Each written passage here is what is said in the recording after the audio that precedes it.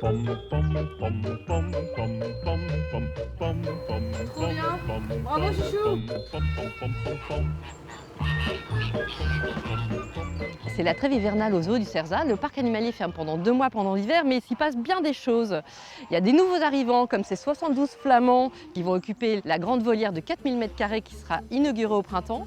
Mais il y a aussi des animaux qui partent. Et ce matin, c'est le déménagement de 3 potamochères et un capybara qui vont prendre la route. Et vous allez le voir, c'est plutôt sport.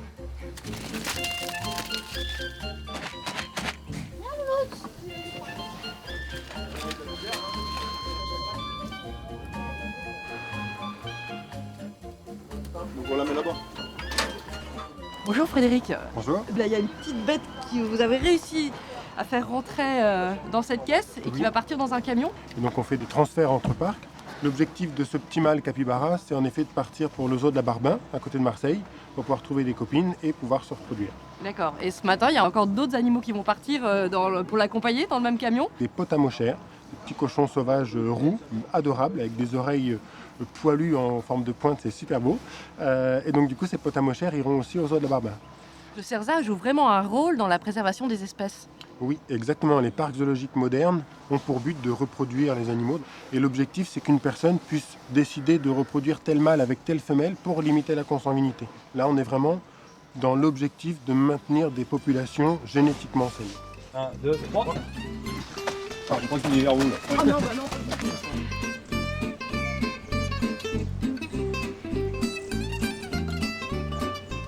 Hey, salut. Bon, je sais pas si c'est Sophie la girafe, je crois pas, mais en tout cas elles sont 5 au Cerzat et quand il fait autour de 10 degrés, eh ben, elles restent au chaud. C'est ce que va nous expliquer Doriane, leur soigneuse. Bonjour Doriane. Bonjour. Elles ont faim là les girafes? Un peu, c'est des grosses gourmandes. Waouh. Salut mesdames. Manu, c'est un garçon. On a que des mâles. Ah, c'est que des mâles. Ouais, c'est Ok. que des mâles. J'ai dit bonjour mesdames, pardon Ouais, messieurs. c'est messieurs. Ok. Manu, enchanté. Voilà, on préfère pas prendre de risques et on garde tout le monde au chaud en bâtiment chauffé à peu près à 15 degrés.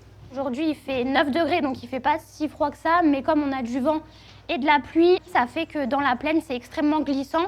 Avec leur longueur de pattes, si elles glissent, ça peut être très dangereux pour elles. Allez, tiens.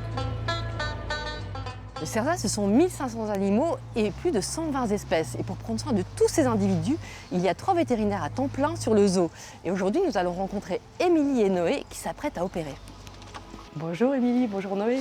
Bonjour. Vous pouvez m'expliquer quel animal vous allez opérer? On a un pélican frisé qui a une luxation du genou. La procédure va consister en l'insertion d'un fil dans le fémur et dans le tibia pour reconstruire quelque chose qui tient le genou en place.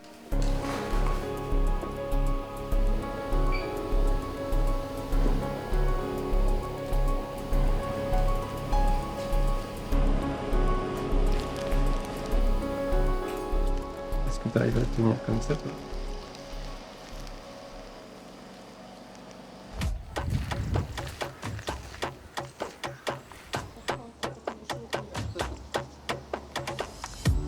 C'est la fin de notre plongeon hivernal au Cerzat. Le parc va rouvrir d'ici quelques jours et au printemps, vous pourrez découvrir le tout nouveau bassin construit pour des loutres géantes qui font pas moins de 2 mètres de long, mais aussi pénétrer dans la grande volière parmi 200 oiseaux ou encore vous assurer que notre pélican repose sur ses 2 pattes.